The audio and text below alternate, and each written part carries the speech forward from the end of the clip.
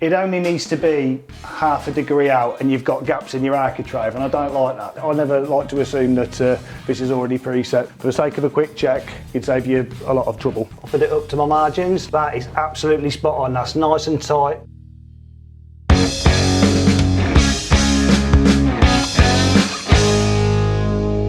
We're going to start on the next part of the process, which is the slamming strip. Now, we're not going to use the standard ones that come with a normal casement because they're only between 35 and 45 millimeters thick. We're going to go full casement, like what's on the existing door. So I'm just going to measure my header and then the two uprights, get them machined up and we'll be ready to go. Okay, so first measurement for my header is 821, so I'm just going to go get that cut, offer it up and just mark it and then get it down to the appropriate width. Any good chippy will know, always make sure that you check that you're on zero, both 0 degrees on both sides, because if other people have been using it, then you know that there's always a chance that somebody's moved something. So I never like to assume that this is already preset. For the sake of a quick check, it'd save you a lot of trouble. Get the first end squared off.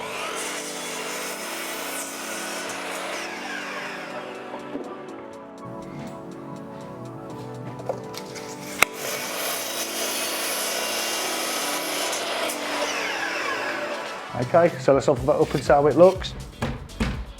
Okay, so that's a really nice snug fit. I'm just going to tap it to the door.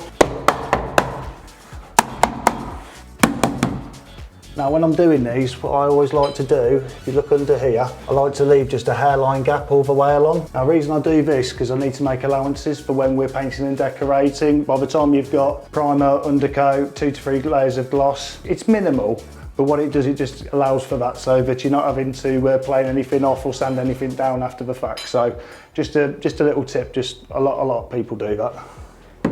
So I'm just going to mark the back edge of this. Got my line that I'm going to work to now. What I'm going to do now is get the table saw set up. Probably going to go just shy of this line and then do the rest of it with a smoothing plane, just so I know that it's mill perfect. So that's the next step, and then obviously get onto the uprights. Okay, so now I'm just going to rip my top piece down to length. I've just offered it up on the saw. I'll be cutting to this line. I've just left quite literally a mil, if that, on the end. Now the reason I'm doing this is because there might be some slight undulations in the door frame. This will just allow me to have a little bit of play to finish it off with the smoothing plane, just so I know everything's mill perfect. So I'll get this cut, get me smoothing plane, get this put right, and then we're going to attach it, okay?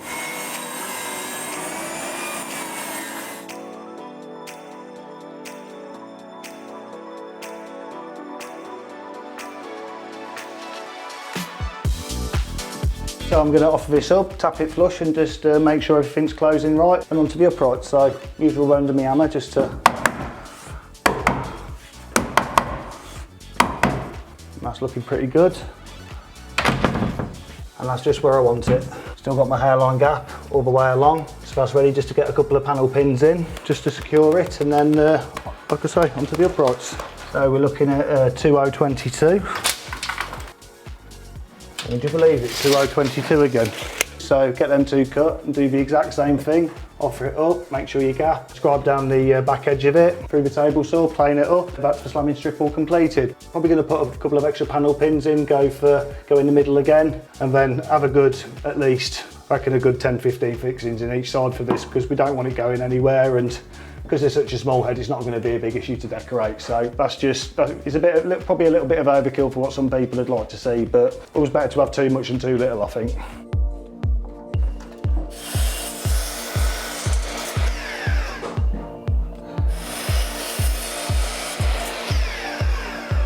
Just going to put a couple of temporary panel pins in this, just so it's nice and secure for when I scribe it. Always make sure you leave them sticking out enough so you can pull them out again. Once again, get my pencil. That's the line I'm working to. Once again, just cut shy of that line and then finish it off with the smoothing plane.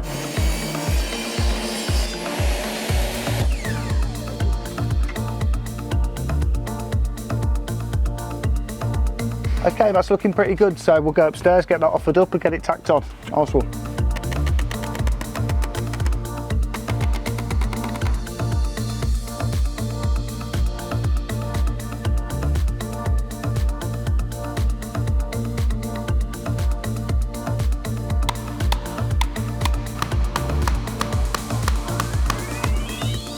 So still got my hairline gap all the way along. Just get a few more pins in this, left and right, up and down, and slap the architrave on, and that's me done. Nice one.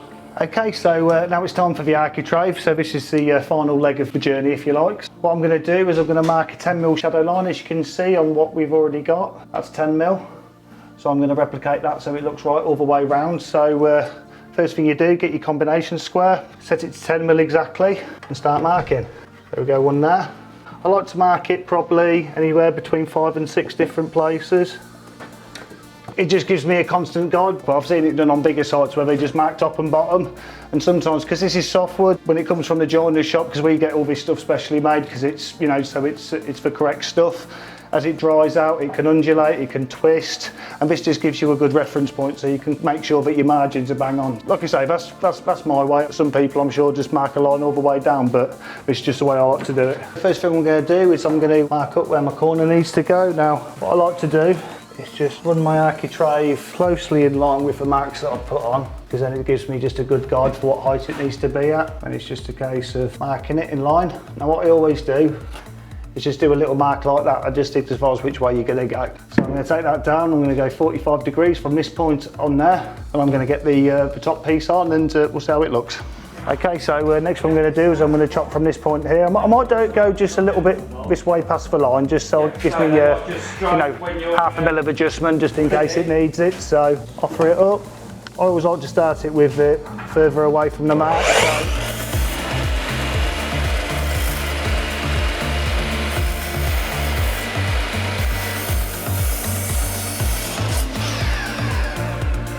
And there we go, nice clean cut. Okay, so I've offered it up and I'm happy with the length of it, so just going to get some adhesive on the back of this. Obviously we want it to be absolutely solid when it sticks.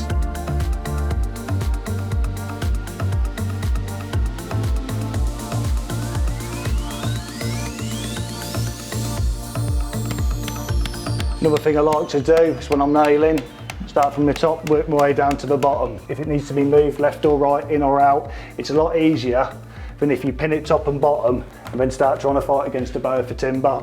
That's just a personal preference, you know, like I say, everyone's got their own way, but this is just the way I like to do it. Next process, which is obviously getting the top piece across. Some people go upright, and then header last. I don't like to do that, I like to just work my way around from one side. Once again, personal preference, but what I've also learned over the years is, this is a 90-degree angle. Now, it only needs to be half a degree out and you've got gaps in your architrave, and I don't like that. So what I've come to do is just put the bevel on it. Now what I'll do is I'll mark that on a piece of scrap timber, cut my angle, and I know it's going to be bob on. I have seen it before where people, they offer it up, there's a slight gap, they take it down to the chop saw, they're shaving half a mil off at a time. What happens is it ends up turning into a bit of a dog's dinner, to be quite honest with you. So this is just my way, and it's just something I've learned. Like I say, this is just from experience. If I do it this method, I'm going to be quids in. So lock that off, take it down to the chop saw, and then get this one-sided, ready to mark upon the next piece. Right, so anyway, that's cut the angle for the top piece of architrave. Like I say, got my bevel locked off. Okay, I'm not going to cut into this now. Main reason being is I don't need to, because we've got the laser. I cut the upright piece bang on 45 degrees, and I've offered it up with quite literally a third of a, probably not even a quarter, but what was that, about a quarter, maybe a third of a degree out. It's just enough to create a gap. So if I'd gone with the preset, I'd be recutting it, or I'd be leaving it to a decorator, which I don't like to do. I think that's bad practice personally.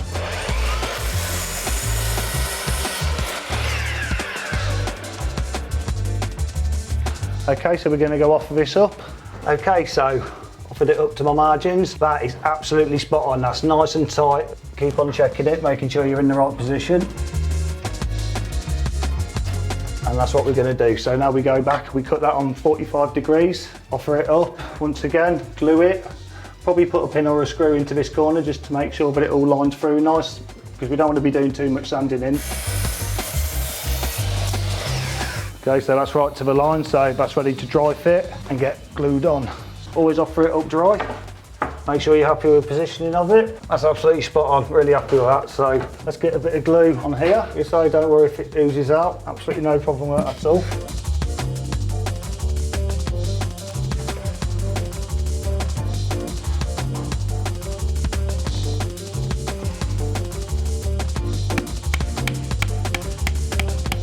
to the other side, to the line lock. These are called tongue tights. Now these are like a secret head fixing. What I'm going to do is I'm just going to drill that in at an angle so that it pulls everything together while the glue's going off. So just a little thing that we've made common practice here. Slight step here. Now unfortunately it's a little bit too solid for me to pull out. So all I'm going to do, I'm just going to get this little wedge here, just to bring it off the wall a bit. That'll enable me to mess around with it the right amount to get it right. Okay, so they're all nicely lined up, like I say. So what I'm going to do now is get my pilot drill. Right bit in there. Just double check it. Get one of these screws. Get your damp rag. Give it a good clean up. Once again, you don't want to be leaving that for the decorator to do. Bad practice. Anything left to do now, just get my nail punch. Probably get a couple more nails in here. Get my nail punch, sink these below the surface, ready to take the filler, and repeat the process on the other side, and that's job done. Nice one.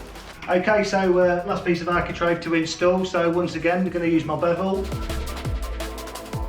That's nice and tight. Lock that off.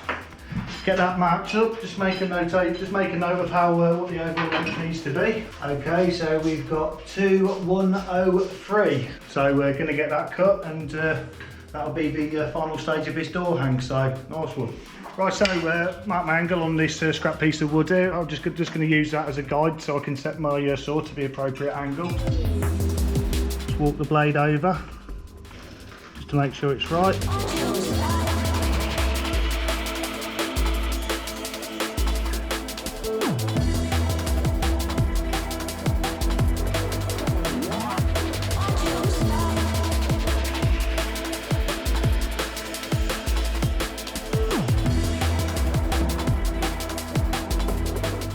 That's absolutely spot on. Like I say, no need for filler. Don't rely on the decorator to make your work look good, you know what I mean? Just take that extra bit of care, so that's my little tip. Get some adhesive on, get some PVR on this edge here, and get ready to pilot and screw it all together, and then that's pretty much job done. Anything left to do after that will be for me to just sink these nails below, ready for the filler, and for the decorator to do work his magic.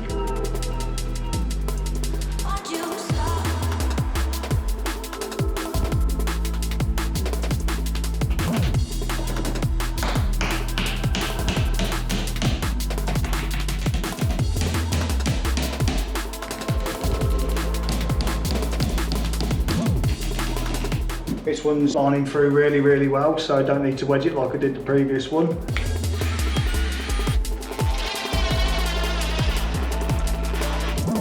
All the corners are lining through nice, just where you want it. Margins are good. So yeah, pretty happy with that.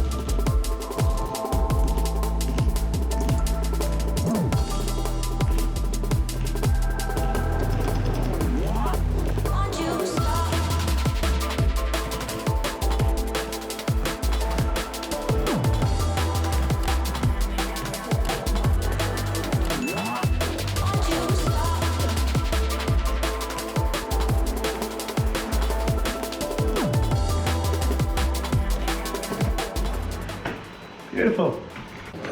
Right, so anyway, I hope you've enjoyed the video. As I say, this is how I like to install, hang and finish off a door and door lining. Hope you've enjoyed the video. Don't forget to like, comment and subscribe. Thank you very much. All the best.